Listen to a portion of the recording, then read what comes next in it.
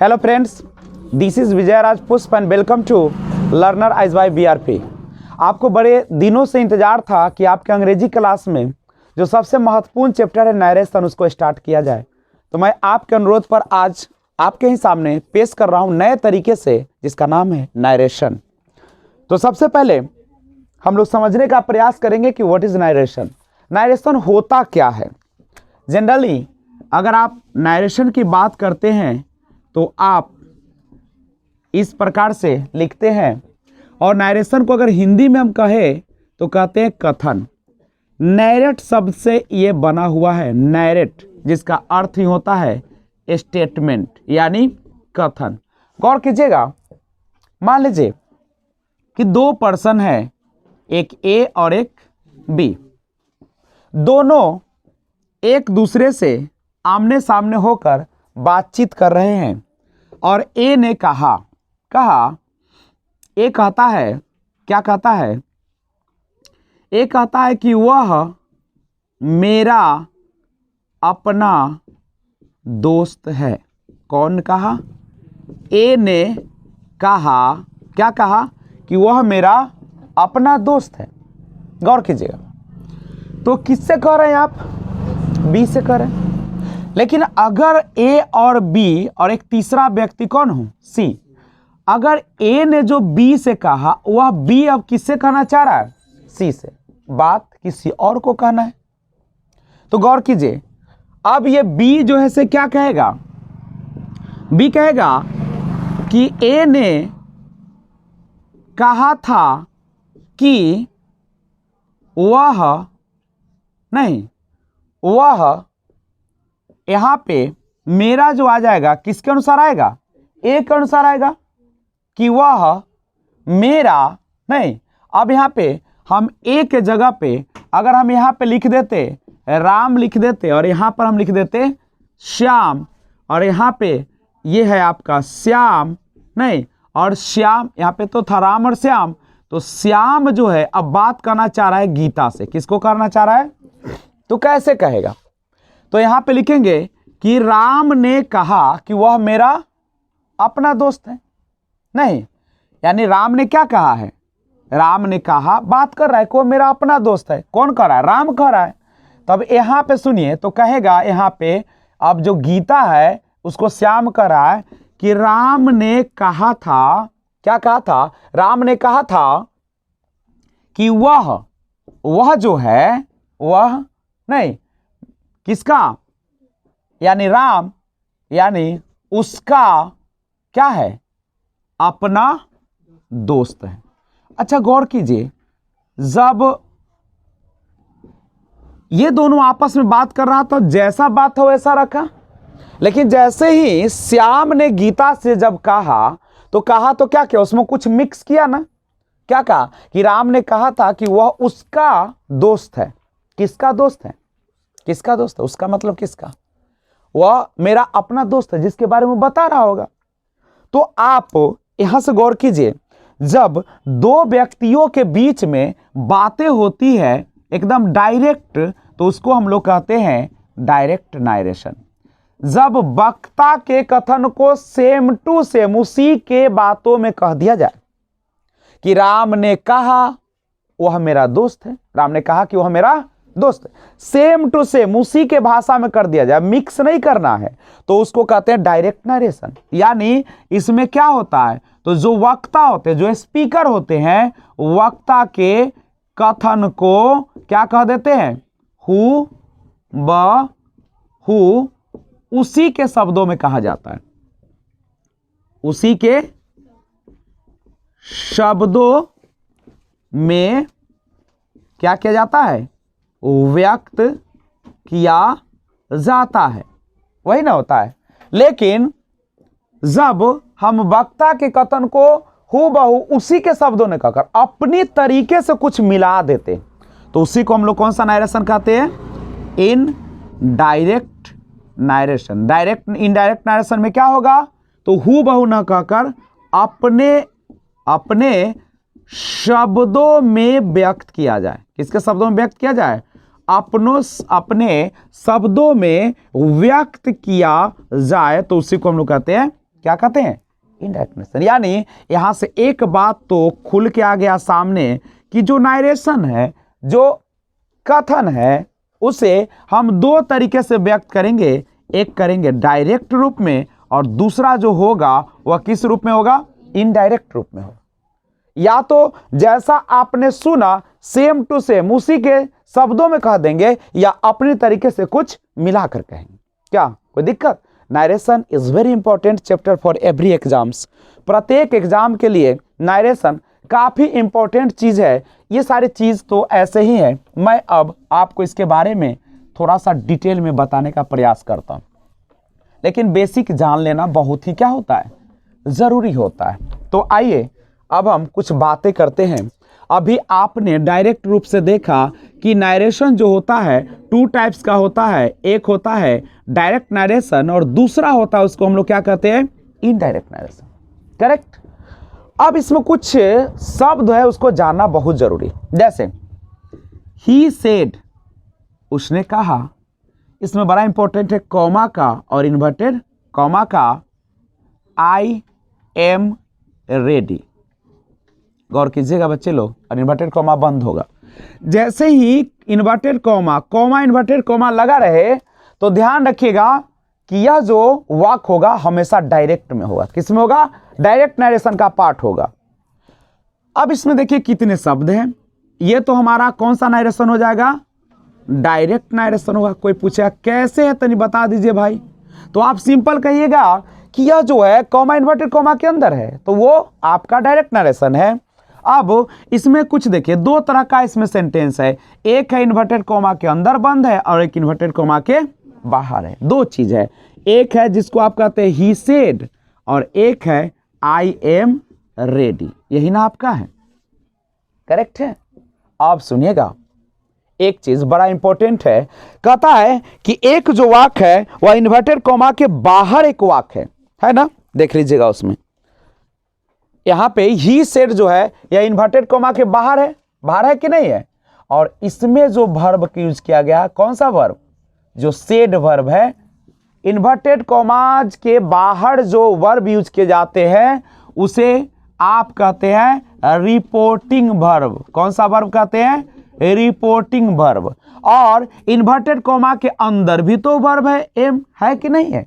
तो यह जो एम है इन्वर्टेड कॉमा के अंदर, उसको कहा जाता है verb of the reported speech. Verb of the reported speech. बस ध्यान रखिएगा, बिल्कुल आसान है। जो इन्वर्टेड कॉमा के बाहर रहता है उसे हम लोग कहते हैं, यानी इन्वर्टेड कॉमा के बाहर जो वर्ब होगा उसको कहेंगे रिपोर्टिंग वर्ब, और जो इन्वर्टेड कॉमा के अंदर होता है उससे हम लोग क्या कहते हैं, reported verb of the reporting speech.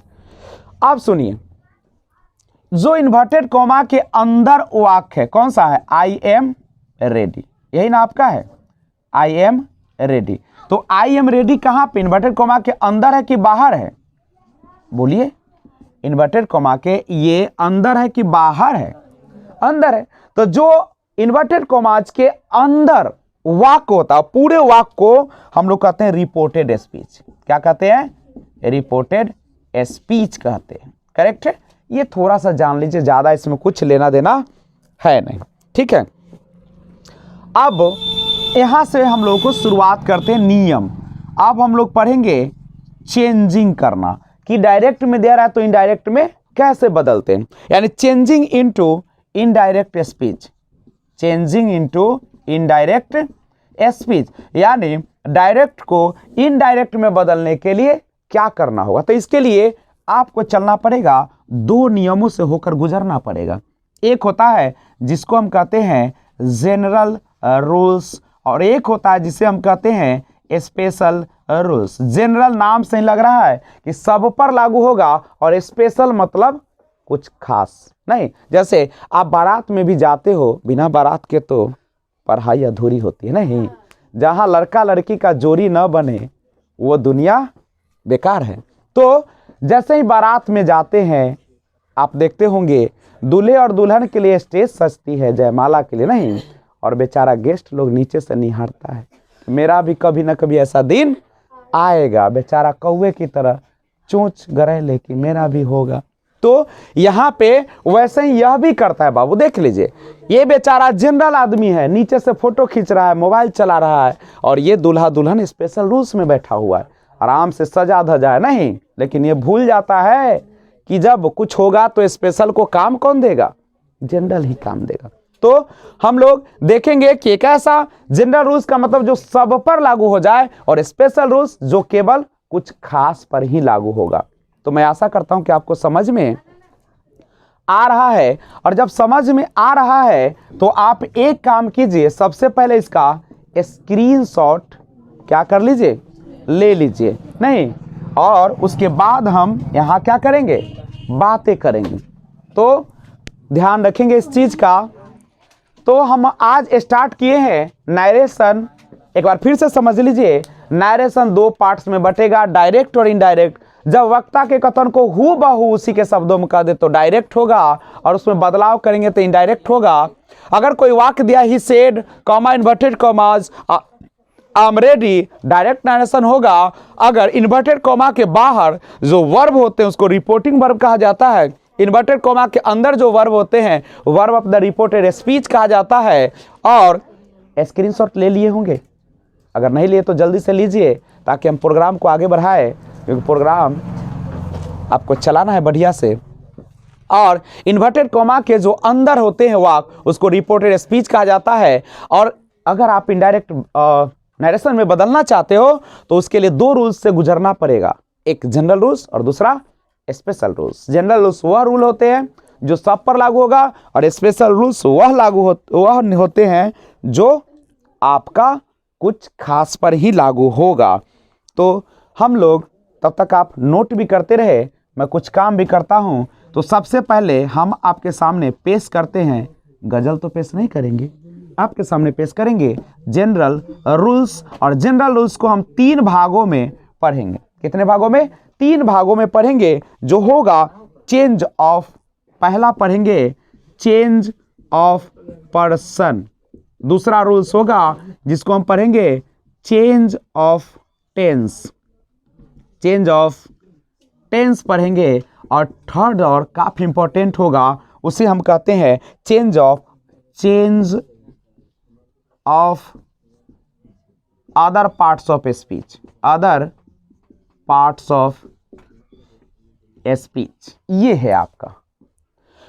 तो इसको जानना चाहते हो तो सबसे पहले, अब तो आप काफी पुराने स्टूडेंट भी हो चुके होंगे, आपने चैनल को सब्सक्राइब मेरे कहने से पहले ही कर दिया होगा, इसीलिए मुझे कहने की भी अब जरूरत नहीं है। और वीडियो अच्छा लग रहा है अगर तो लाइक भी कर दिया करें, नहीं तो ध्यान रखें, स्क्रीनशॉट लीजिए। फिर आपके सामने पेश करता हूं एक और बेहतरीन नजारा। तो आइए सबसे पहले शुरुआत करते हैं इसका फर्स्ट रूल का, जनरल रूल्स का, जिसका नाम है चेंज ऑफ पर्सन।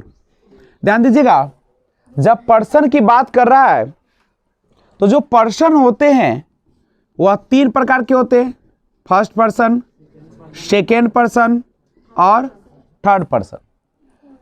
तो हम लोग चेंज ऑफ पर्सन जो पढ़ेंगे उसमें ही पर्सन पर ध्यान रखेंगे।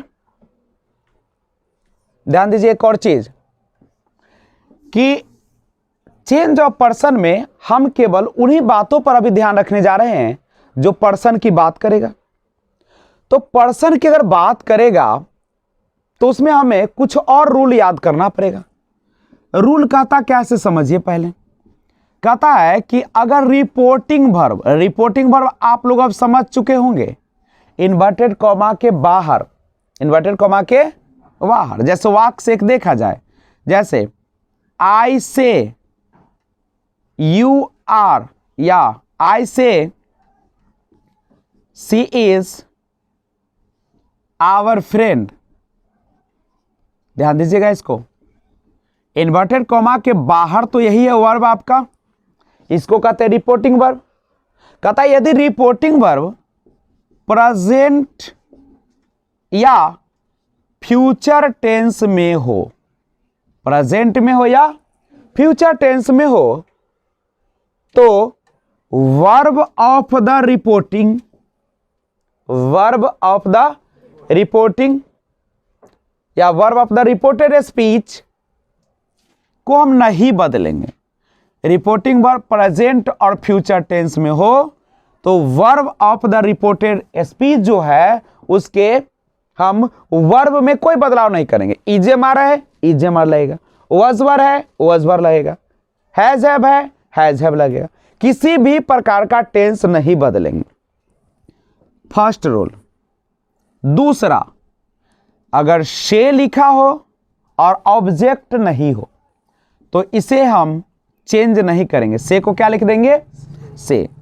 अगर सेज हो तो सेज लिख देंगे, करेक्ट।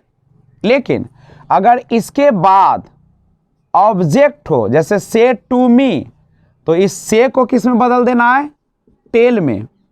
अगर यहां लिखा रहे सेज टू मी, ऑब्जेक्ट है ना, तो सेज को किस में बदल देना है? टेल्स। दूसरी बात, टेल या टेल्स के बाद टू का प्रयोग कभी नहीं किया जाएगा, करेक्ट।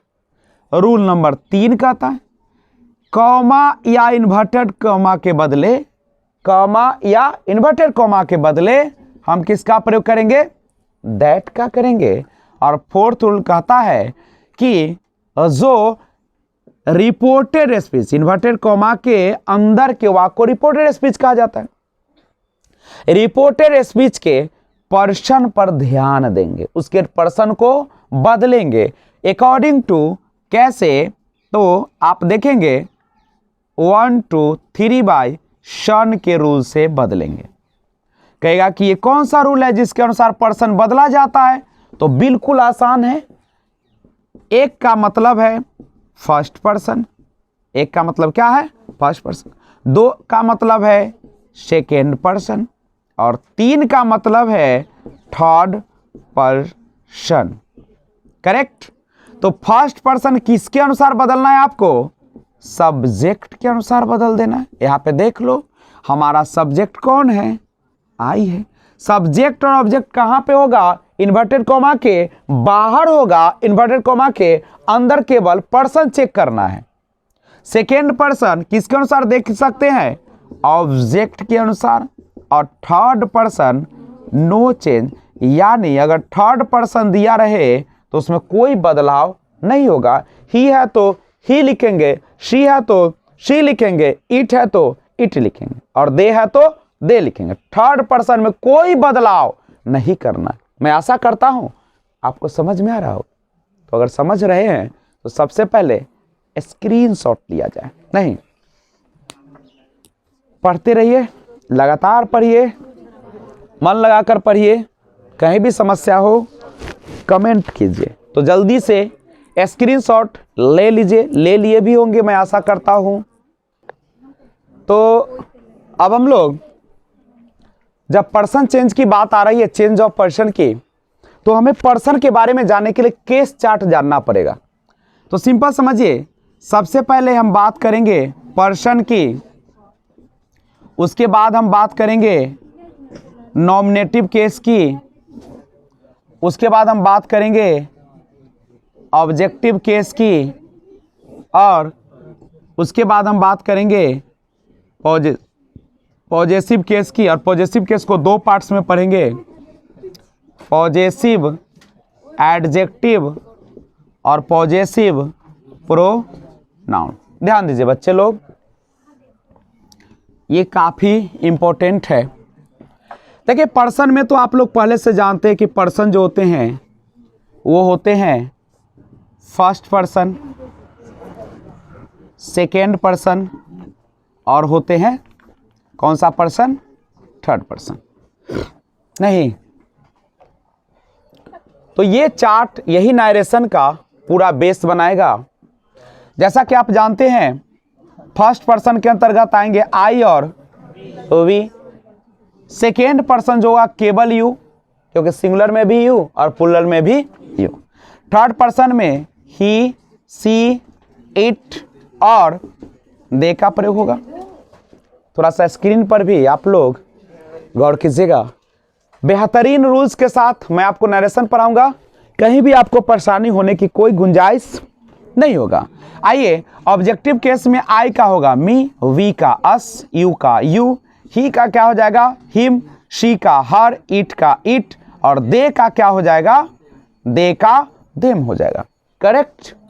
पॉजेसिव एडजेक्टिव में आएंगे तो मी का माई, अस का आवर, यू का योर, हिम का हिज, हर का हर, और इट का इट्स हो जाएगा। इट का क्या हो जाएगा इट्स हो जाएगा, और देम का देयर हो जाएगा। लेकिन जब आप पॉजेसिव प्रोनाउन में जाएंगे तो माई का क्या हो जाएगा माइन हो जाएगा। माई का माइन, आवर का आवर्स होगा, आवर का क्या होगा आवर्स होगा, और योर का योर्स, हिज का हिज, हर का हर्स, इट्स का कोई चेंजिंग नहीं होगा, यानी कि कुछ नहीं होगा, क्रॉस इसका होता ही नहीं है, और देयर का क्या हो जाएगा देयर्स हो जाएगा। यही है आपका पर्सन चार्ट, जिसको केस चार्ट भी आप कहते हैं, और इसी पर सारा बनेगा। सबसे पहले आप स्क्रीनशॉट ले लीजिए इसका, और ध्यान रखिएगा अगर यह आपको पता होगा तो आपको बनाने में आसानी होगा, अन्यथा आपसे बनने वाला भी नहीं है। तो आप इसको जेहन में बसा ले। जैसे आपको पूछेगा कि बताइए आई का पॉजेसिव, अगर बोलेगा कि आई का पॉजेसिव प्रोनाउन क्या होता है तो आप वहां पे क्या लिखेंगे माइन बोलेंगे। क्या लिखेंगे माइंड। आपको दिमाग में रहना चाहिए। अगर पूछा कि वी का पॉजेसिव एडजेक्टिव क्या होता है तो आवर होगा। कहीं से पूछे आपको बदलने आना चाहिए। जैसे अगर दिया हिज और आपको कह रहा है कि हिज का हमें आप नॉमिनेटिव केस बताइए तो ही होगा। तो आपका पूरा केस चार्ट पर कमांड होना चाहिए, तभी जाके आपका नरेशन क्या होगा लाजवाब होगा। तो अगर चाहते हो कि नरेशन पर कमांड हो आपका और अच्छे नंबर से पास करे तो उसके लिए सबसे पहले इस चार्ट पर कमांड बनाएं। करेक्ट है। तो हम लोग इसके बाद बेहतरीन रूल सीखेंगे कि चेंज ऑफ पर्सन के अनुसार कैसे हम इसका उपयोग करें।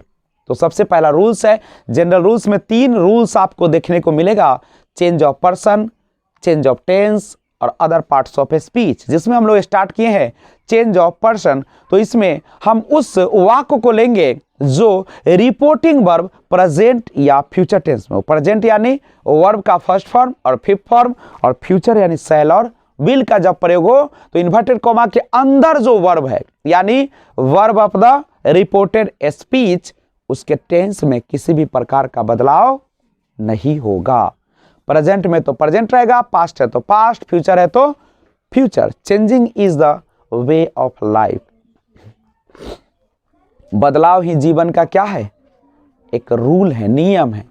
जो जिंदगी में बदल गया दुनिया में आगे बढ़ा, जो नहीं बदला वो सदा सदा के लिए लुढ़क जाते हैं। तो आप भी अपने माताओं के, अपने पिताओं के, अपने पड़ोसियों के, अपने देश का नाम रोशन करें और उनकी आकांक्षाओं को काफ़ी ऊंचाई तक ले जाए। नहीं, जो लोग आपसे आशा करते हैं उसकी आशाओं को टूटने मत दीजिए, क्योंकि दिल जब दुखता है ना तो दर्द होता है, लेकिन क्या होती है, बड़ी मीठा आवाज में होती है। क्या दर्द भी होता है और पता भी अंदर अंदर चलता है।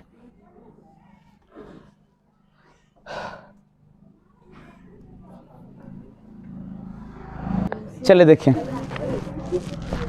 ध्यान दीजिए, आइए स्क्रीन पर एक नजर डालें। अभी तक आपने केवल रूल देखा और आज हम लोग देखने चले हैं, और वह है आपका कैसे हम लोग चेंज ऑफ पर्सन को चेंज करेंगे। तो he says to me, he says to me, I am your friend, I am your friend, ये है आपका सेंटेंस।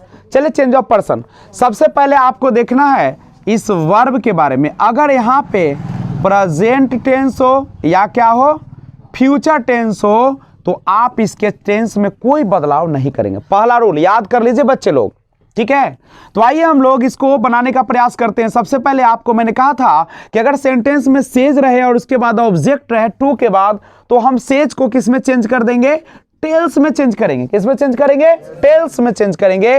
और यहां पे मी है चूंकि टेल्स के बाद टू का प्रयोग नहीं किया जाता है तो उसके बगल वाला लिख देंगे, क्या हो जाएगा, मी। और कॉमा इन्वर्टेड कॉमा के बदले में दैट का प्रयोग करेंगे। किसका प्रयोग करेंगे, दैट का। देखते रहिए बोर्ड पे, क्योंकि फिर समझ में नहीं आएगा आपको।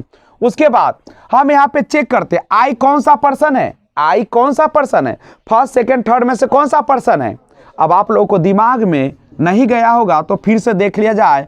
फर्स्ट पर्सन जो होते हैं उसमें केवल आई और वी आते हैं। सेकेंड जो पर्सन होते हैं उसमें यू होते हैं, और थर्ड जो पर्सन होते हैं उसमें ही, शी और इट और दे। और इसका रूप भी होगा वो चलेगा। जैसे आई का रूप कौन कौन हो सकता है, माई हो सकता है, माइन हो सकता है, यही ना होगा आपका।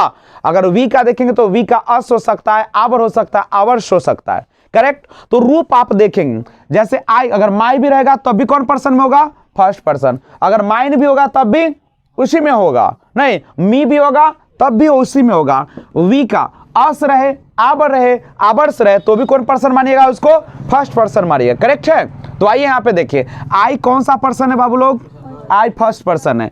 क्या कहता है मेरा रूल 123 सन, क्या कह रहा है, फर्स्ट पर्सन। आई कौन person, first person. First person किसके अनुसार, सब्जेक्ट। सब्जेक्ट कहां देखना है, बाहर।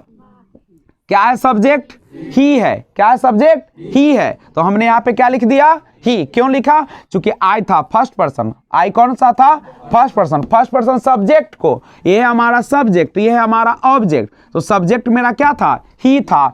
मैंने कहा था कि अगर यहाँ पे वर्ब का पहला रूप या पांचवा रूप रहे या सेल भी रहे तो कभी भी आप टेंस नहीं बदलेंगे। Verb of the reported speech का वो टेंस नहीं बदलेंगे।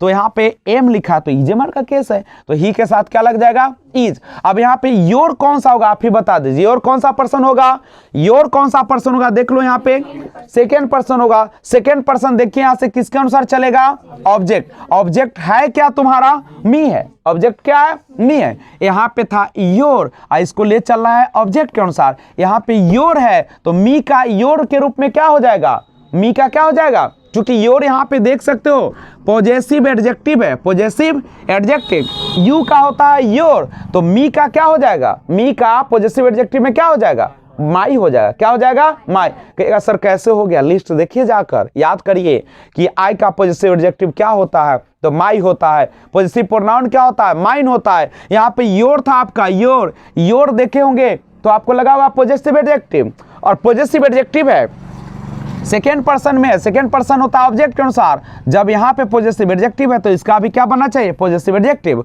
और मी का पॉजेसिव एडजेक्टिव चेक कीजिएगा तो क्या हो जाएगा, माई। और फ्रेंड जस का तस। कुछ नहीं है, केवल आपका पर्सन का लिस्ट याद होना बहुत जरूरी है। अगर वो समझ में नहीं आता तो फिर आपकी नरेशन का काम क्या हो जाएगा, तमाम। मैं आशा करता हूं कि आप लगातार मेहनत करेंगे और इसको क्या कर लेंगे, एक बार दिमाग में बसा लेंगे। पॉजिटिव एडजेक्टिव, पॉजिटिव प्रोनाउन और आपका नॉमिनेटिव केस, ऑब्जेक्टिव केस, आपसे एक भी क्वेश्चन छूटने नहीं जाता। मैं दावा करता हूं कि आप नहीं छोड़ेंगे एक भी क्वेश्चन। तो तैयार हैं आप?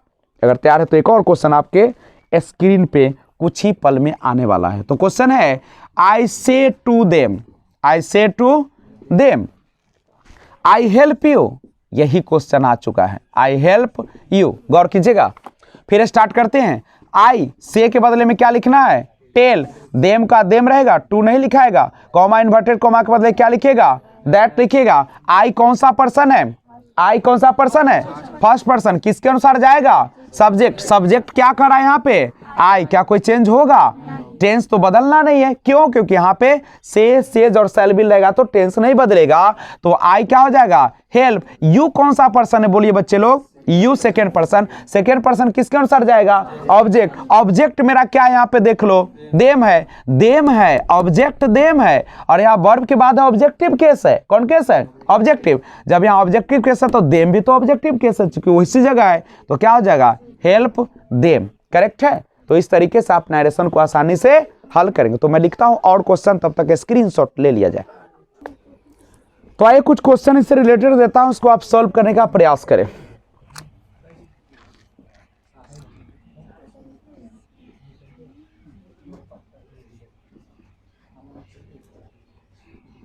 He says to me, you are my friend.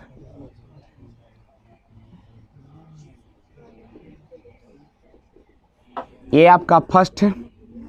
Second है शी सेज टू मी, नोट करते चलिए, स्क्रीनशॉट लेते चलिए और बनाइए। She says to me I am his sister.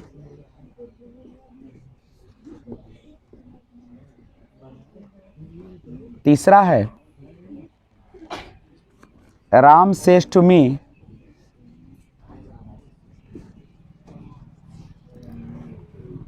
I am your friend.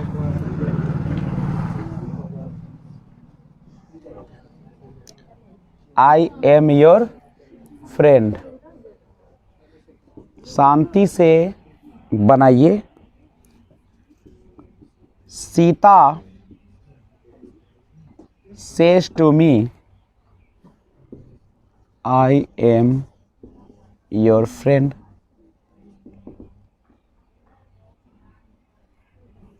पांचवा है राम सेज टू गीता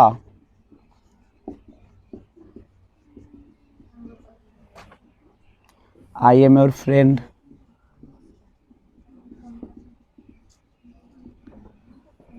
और सिक्स है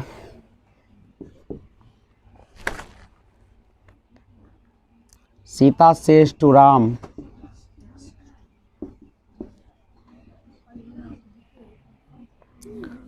आई एम योर फ्रेंड।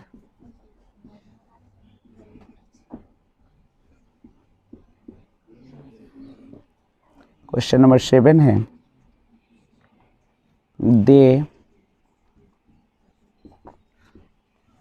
से to me we help you. Question number 8 है शी सेज टू मी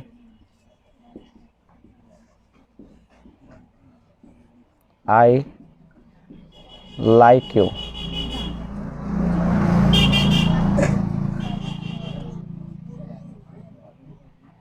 ये 8 क्वेश्चन है। आइए एक बार देखिए तो फिर स्क्रीनशॉट ले लीजिएगा पूरा का।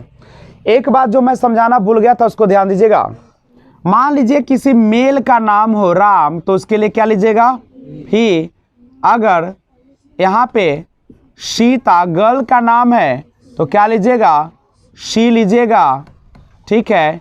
और अगर दो रहे राम एंड सीता, एक से ज़्यादा है तो उसके लिए दे का प्रयोग कीजिएगा। बॉय है तो ही, गर्ल है तो शी। लेकिन अगर बॉयज रहे चाहे गर्ल्स रहे तो उसके लिए किसका प्रयोग कीजिएगा दे का। पेन है तो इसके लिए किसका प्रयोग कीजिएगा इट का प्रयोग कीजिएगा। बस इसको ध्यान रखिए। एक बार देखिए बोर्ड पे अच्छा से, स्क्रीन पर देख लीजिए बच्चे लोग। यहाँ पे देखिए जैसे सीता है तो इसको क्या मानिएगा शी, और राम है तो इसको क्या लेकर चलिएगा ही, और उसी के अनुसार बनाएगा। जैसे Sita tells Ram that, first person subject के अनुसार क्या है सी इज योर, योर यानी सेकेंड पर्सन किसके अनुसार ऑब्जेक्ट, पॉजेसिव एडजेक्टिव है ही का पॉजेसिव एडजेक्टिव चेक कीजिएगा तो क्या हो जाएगा हिज फ्रेंड। तो इस तरीके से आप क्या करें बनाए।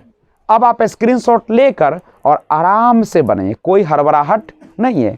ठंडा का मौसम है, आराम से बेड में सोए हुए हो या बैठे हुए हो मुझे नहीं पता, लेकिन आप अगर सोए हुए तो उठकर बनाइए, क्योंकि वक्त निकल जाएगा तो फिर वक्त आने वाला नहीं है।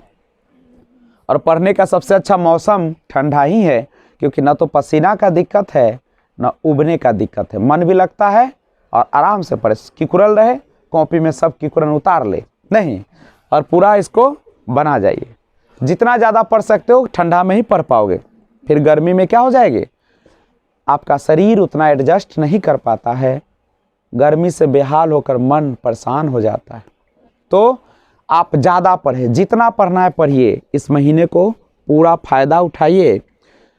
और एक एक चीज़ कहीं भी दिक्कत होता है ज़रूर कमेंट्स करें, मैं पूरा ग्रामर आपके लिए लेकर आ रहा हूँ। और 31 जनवरी के बाद फरवरी में फिर से मैं इसी का एडवांस लेवल लेकर आऊँगा, जो कि आपके एसएससी, आपके बैंकिंग, आपके रेलवे, आपके विभिन्न प्रकार के एग्ज़ाम जहाँ भी इंग्लिश पूछे जाते हैं उसमें आपको काम देगा। रेलवे में ऑफिसर क्लास का जो एग्ज़ाम होता है उसमें पूछे ही जाते हैं। तो तैयार रहिए, शेयर भी करते रहिए, लिंक जितना ज़्यादा शेयर कीजिएगा उतना बेनिफिट होगा, और लाइक बटन भी दबा दीजिए।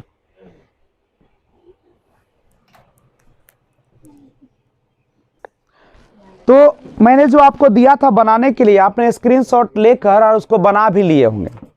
तो आइए हम एक एक क्वेश्चन का डिस्कशन करते हैं। पहला जो क्वेश्चन था आपका वह था he says to me I am your friend, यही था। अब आइए हम इसको बनाने का प्रयास करते हैं। आपके दिमाग में एक चीज तो जरूर होना चाहिए, 123/100, इसी पर पूरा कहानी चलेगा। कैसे बनाएंगे? ही टेल्स मी, और जब वर्ब का पहला और पांचवा रूप रहता है लगा हुआ, तो हम उसके टेंस में नहीं बदलाव करेंगे, और verb of the reported speech के कॉमा इन्वर्टेड कॉमाज के बदले दैट। आई है फर्स्ट पर्सन, फर्स्ट पर्सन किसके अनुसार? सब्जेक्ट। फर्स्ट पर्सन किसके अनुसार? सब्जेक्ट। सब्जेक्ट मेरा क्या है? ही is. Your second person object के अनुसार, किसके अनुसार? ऑब्जेक्ट। योर हमारा पॉजेसिव एडजेक्टिव है, तो मी का पॉजेसिव एडजेक्टिव क्या हो जाएगा? माई हो जाएगा, माई फ्रेंड, यही होगा। सेकेंड था I say to them I help you. कैसे बनाएंगे? I tell them that, first person subject के अनुसार तो आई ही है, तो आई हेल्प चेंज नहीं होगा। यू सेकेंड पर्सन ऑब्जेक्ट के अनुसार, तो ऑब्जेक्ट आपका क्या है? देम। चूंकि यहाँ पे यू भी ऑब्जेक्टिव केस है, तो देम का ऑब्जेक्टिव केस देम ही होता है। तीसरा वाक्य, he says to me comma inverted comma you are my friend, you are my friend. गौर कीजिएगा, ही टेल्स मी, गौर कीजिए, स्क्रीन पर देखना बहुत जरूरी होता है। ही tells me comma inverted comma that you second person, और सेकेंड पर्सन स्क्रीन पर क्यों नहीं देखते हो बच्चे लोग? क्योंकि अगर नज़र भटकेगा तो आपसे नरेशन बनने वाला नहीं है, क्योंकि हम लिख तो बाद में भी लेंगे लेकिन समझना बाद में नहीं हो सकता है। He says to me you are my friend, यही है आपका अगला वाक्य। बोलिए क्या है वाक्य?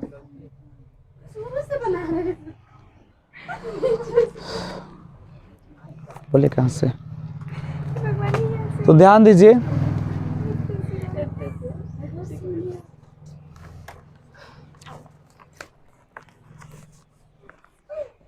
आप यहां से बनाएंगे तो दैट, ये सेकेंड पर्सन किसके अनुसार होगा? ऑब्जेक्ट। तो आई एम और माई फर्स्ट पर्सन सब्जेक्ट के अनुसार तो क्या हो जाएगा? His friend. ये आपने एग्जाम्पल में भी बनाया था, नहीं? आपने इसी को बनाया था। तो मैंने जो बनाने के लिए दिया था वह था आपका he says to me you are my friend, यही ना था? तो ये था आपका एग्जाम्पल जिसे आपने बना भी लिए थे। तो आइए स्टार्ट करते हैं, जो आपने बनाया उसको मिलाने का प्रयास करें। पहला था he says to me you are my friend, यही क्वेश्चन था ना? You are my friend, you are my friend. चलिए गौर कीजिए इसको, क्या हो जाएगा? He tells me that, you है आपका सेकेंड पर्सन, और सेकेंड पर्सन किसके अनुसार होगा? सेकेंड पर्सन किसके अनुसार होगा? ऑब्जेक्ट। ऑब्जेक्ट है मेरा मी। देखिए यहाँ सब्जेक्ट के जगह पे नॉमिनेटिव केस है, तो मी का नॉमिनेटिव केस क्या हो जाएगा? आई।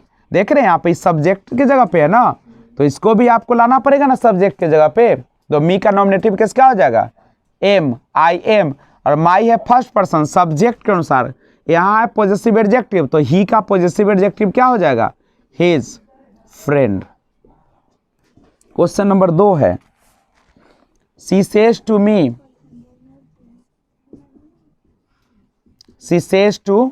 मी I am his sister.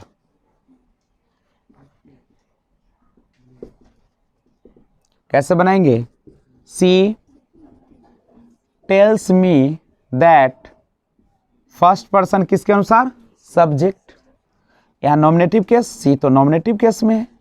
Is, his है थर्ड पर्सन, और थर्ड पर्सन कहता है no change, third person no change, तो इसमें कोई बदलाव नहीं होगा। His sister. क्वेश्चन नंबर 3 है,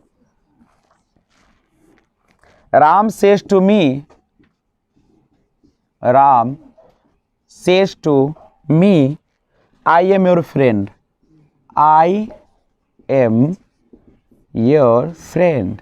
गौर कीजिएगा कैसे बनाइएगा। Ram tells me that, first person किसके अनुसार? सब्जेक्ट, और सब्जेक्ट यहाँ पे राम है, और राम के लिए क्या लिया जाता है? ही, इज। योर है सेकेंड पर्सन, ऑब्जेक्ट के अनुसार योर है पॉजेसिव एडजेक्टिव, तो मी का पॉजेसिव एडजेक्टिव में जाएगा तो क्या हो जाएगा? माई हो जाएगा। क्वेश्चन नंबर 4 है, Ram says to Geeta, Ram says to Geeta, comma inverted comma, I am your friend, I am your friend. गौर कीजिएगा इसको कैसे बनाइएगा। Ram tells Geeta that, first person किसके अनुसार होगा? सब्जेक्ट के अनुसार। स्क्रीन पे क्यों नहीं देखते हो बच्चे? तो फर्स्ट पर्सन किसके अनुसार? सब्जेक्ट, और राम है, राम के लिए क्या दीजिएगा? He, is. Your second person object के अनुसार, ऑब्जेक्ट है गीता, गीता के लिए क्या लेके चलना है? सी। यहाँ पे यह आपका कौन है? पॉजेसिव एडजेक्टिव, सी का पॉजेसिव एडजेक्टिव लीजिएगा तो क्या हो जाएगा? हर हो जाएगा, फ्रेंड। अगला है 5वां question, Sita says to Ram, Sita says to Ram I am your friend, I am your friend, I am your friend. तो क्या हो जाएगा यहाँ पे? सीता सेज के जगह पे हम क्या लिख देंगे? सेज के जगह पे टेल से लिखेंगे। राम दैट, फर्स्ट पर्सन किसके अनुसार? सब्जेक्ट, तो आई है यहाँ पे, तो सीता के लिए क्या हो जाएगा? सीता के लिए आप यहाँ पे सी लेंगे, और इज। योर है सेकेंड पर्सन, सेकेंड पर्सन किसके अनुसार? सेकेंड पर्सन किसके अनुसार? ऑब्जेक्ट के अनुसार। ऑब्जेक्ट है राम, यानी ही का केस है। यहाँ पे आपका है पॉजेसिव एडजेक्टिव, तो आप ही का पॉजेसिव एडजेक्टिव लेंगे तो क्या हो जाएगा? हिज और फ्रेंड। क्वेश्चन नंबर 6 देखा जाए, दे say to me, they say to me we help you, we help you. कैसे बनाएंगे? They tell me that, we है आपका फर्स्ट पर्सन, वी क्या है? फर्स्ट पर्सन, किसके अनुसार जाएगा? सब्जेक्ट के अनुसार, तो दे हेल्प। यू है आपका सेकेंड पर्सन, किसके अनुसार जाएगा? ऑब्जेक्ट के अनुसार, यानी मी। 7 नंबर देखा जाए, she says to me, she says to me I like you, I like you. यही है ना? ये ना है, तो कैसे बनाएंगे? सी टेल्स मी दैट,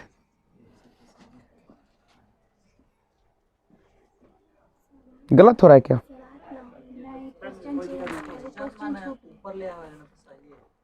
सीता,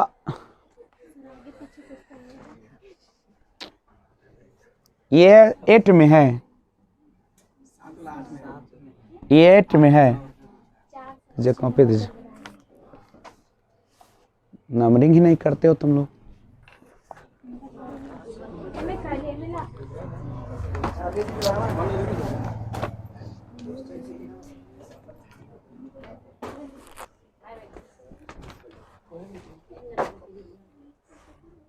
चलिए अगला देखते हैं।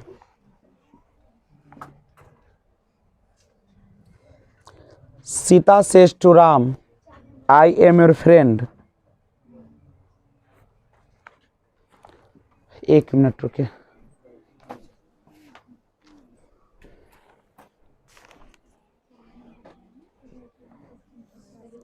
पांच तक तो ठीक है नंबरिंग। ये दे वाला जो है, they say to me we help you, ये था 7 में। और she says to me I like you, 8 में था, यानी 6 नंबर छूट गया है। तो यहां से बनाते हैं। She tells me that, first person subject के अनुसार तो क्या हो जाएगा, सी लाइक का क्या हो जाएगा यहाँ पे, लाइक्स चूंकि सिंगुलर है। और सेकेंड पर्सन ऑब्जेक्ट, ऑब्जेक्ट में क्या हो जाएगा यहाँ पे, मी। और 6 नंबर जो छूट गया उसको देखा जाए। 6 नंबर में क्वेश्चन था सीता सेज टू राम, ये तो 5 ठीक है। Question number 4, Sita says to me I am your friend, Sita says to me, अच्छा 4 number question, Sita says to me I am your friend, यही ना छोटा है। Sita says to me I am your friend, तो 4 में कौन सा है, और ये 5 है, और ये 6। Sita says to me I am your friend, तो बनाइए कैसे बनेगा। Sita tells me that, first person subject क्या हो जाएगा, she is your second person object, यानी क्या हो जाएगा, माई फ्रेंड, ये ना होगा आपका। चलिए तो बेहतरीन है, आप इसको पहले चेक कर लीजिए।